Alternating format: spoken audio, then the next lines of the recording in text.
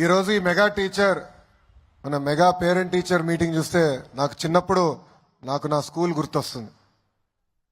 అప్పుడు కూడా మాకు ఇట్లా పేరెంట్ టీచర్ మీటింగ్లు ఉండేది. మా అమ్మ వచ్చేది. అప్పటికే గౌరవ ముఖ్యమంత్రి గారు రాష్ట్రానికి టీచర్, అందుకే ఆయన ఎప్పుడు రాలేదు. బహుశా ఇది మొదటిసారి అనుకుంటా గౌరవ ముఖ్యమంత్రి గారు పేరెంట్ టీచర్ మీటింగ్ వస్తాం. మీ ప్రోత్సాహంతో సార్ ఈరోజు ఆంధ్ర రాష్ట్రంలో మొత్తంలో చూస్తే సంక్రాంతి పండుగ ముందు వచ్చిన వాతావరణం ఈరోజు ఉంది. పిల్లల్లో నాకు దేవుడు కనిపిస్తారు. నేను ఎప్పుడూ పిల్లలను చూస్తే నాకు మా అబ్బాయి దేవాంశ్ గుర్తొస్తాడు. అందుకే నాకు ఎంత పని ఒత్తిడున్నా పాదయాత్రలో కూడా కొంచెం ఆలస్యంగా నడుస్తుంది కార్యక్రమం అనుకున్నా పిల్లలు వస్తే మటుకు ఆగేవాడిని, వాళ్ళతో మాట్లాడేవాడిని, వాళ్ళతో ఆడుకునేవాడిని. పిల్లల భవిష్యత్తు బంగారంలాగా తయారు చేసే అవకాశం నాకు ఇచ్చిన గౌరవ ముఖ్యమంత్రి గారికి ఈ సభాముఖంగా నా హృదయపూర్వక ధన్యవాదాలు తెలుపుకుంటున్నాను. అమ్మ నాన్న జన్మిస్తే విద్యా విలువలు ఉపాధ్యాయులు నేర్పిస్తారు. లీడర్ అయినా, ఆఫీసర్ అయినా, రాజకీయ నాయకుడైనా, లాయర్ అయినా అందరూ ఉపాధ్యాయుల దగ్గరనే చదువుకున్నవారు. Education as a tool for social change అని మహాత్మా గాంధీ గారు చెప్పారు. అది బలంగా నమ్మే వ్యక్తి గౌరవ ముఖ్యమంత్రి చంద్రబాబు నాయుడు గారు. చంద్రబాబు నాయుడు గారు నాకు విద్యాశాఖ అందించినప్పుడు చాలా స్పష్టంగా చెప్పారు.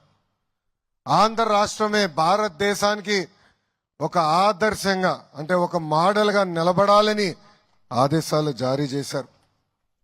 ఈరోజు ఈ మెగా పీటీఎం అనేది తొలి అడుగు. ఈ మెగా పీటీఎం ద్వారా ఉపాధ్యాయులు, విద్యార్థులు, తల్లిదండ్రులు, పాత విద్యార్థులు అందరి మధ్యలో ఒక బంధం ఏర్పడే అవకాశం. ప్రభుత్వ విద్యా వ్యవస్థ బాగుపడాలంటే మనందరం దాంట్లో భాగస్వామ్యం అవ్వాలి. ఇదే లక్ష్యంతో రాష్ట్ర వ్యాప్తంగా మొదటిసారి ఏ రాష్ట్రంలో జరిగిన విధంగా ఒకే రోజు నాడు మెగా పీటీఎం మీటింగ్ మనం ఏర్పాటు చేసుకుంటున్నాం. దీంట్లో దాదాపు 45,000 పాఠశాలలు, 35 లక్షల మంది విద్యార్థులు, సుమారుగా 70 లక్షల మంది తల్లిదండ్రులు, 1,88,000 ఉపాధ్యాయులు, 50,000 మంది ప్రజాప్రతినిధులు ఈ కార్యక్రమంలో పాల్గొంటున్నారు.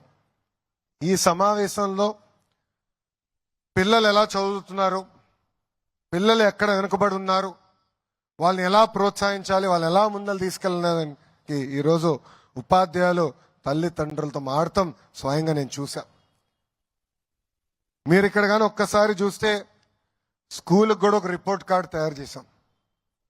గౌరవ ముఖ్యమంత్రి గారు ప్రతి స్కూల్కి 5 స్టార్ రేటింగ్లో ఎక్కడుందో మీరు చెప్పాలని చెప్పారు. మౌలిక సదుపాయాలతో పాటు పిల్లలు ఎలా చదువుతున్నారు, ఉపాధ్యాయుల అటెండెన్స్ ఏంటి, పిల్లల అటెండెన్స్ ఏంటి, వాళ్ళ మార్కులు ఏంటి, మొత్తం జతపరిచి ఈ స్టార్ రేటింగ్ చేయమని చెప్పారు. విద్యార్థులు కూడా మొదటిసారి మనం రిపోర్ట్ కార్డు ఇచ్చాం. మీ చేతుల్లో రిపోర్ట్ కార్డు ఉంటే ఎత్తి పైకి చూపించమని అందరినీ కోరుతున్నాం. అందరు చూపించండి ఒకసారి. దాంట్లో మీకు 2 ఉన్నాయి. ఒకటి రిపోర్ట్ కార్డ్, ఇంకొకటి హెల్త్ కార్డ్. ఆ హెల్త్ కార్డులో మన పిల్లల ఆరోగ్యం ఎలా ఉంది, ఏమైనా ఇబ్బందులు ఉన్నాయా, ఏమైనా సరిదిద్దుకోవాలని కూడా ఈరోజు హెల్త్ క్యాంప్ ఏర్పాటు చేసి ప్రతి పాఠశాలలో ఇది నిర్వహిస్తున్నాం. గతంలో మనందరం చూసాం చంద్రబాబు నాయుడు గారు విద్య పైన చాలా ఫోకస్ పెట్టారు. ఆనాడే స్మార్ట్ క్లాస్ రూమ్స్ తీసుకొచ్చి టెక్నాలజీతో జోడించి చేస్తాం జరిగింది. విద్యా వ్యవస్థని గత 5 సంవత్సరాలు దారి తప్పిన విద్యా వ్యవస్థని గాడిలో పెట్టాలన్న బాధ్యత నాకు గౌరవ ముఖ్యమంత్రి గారు ఇచ్చారు. విద్యాశాఖ అంటే ఎన్నో సవాళ్ళు, సంఘాలు ఉంటాయి.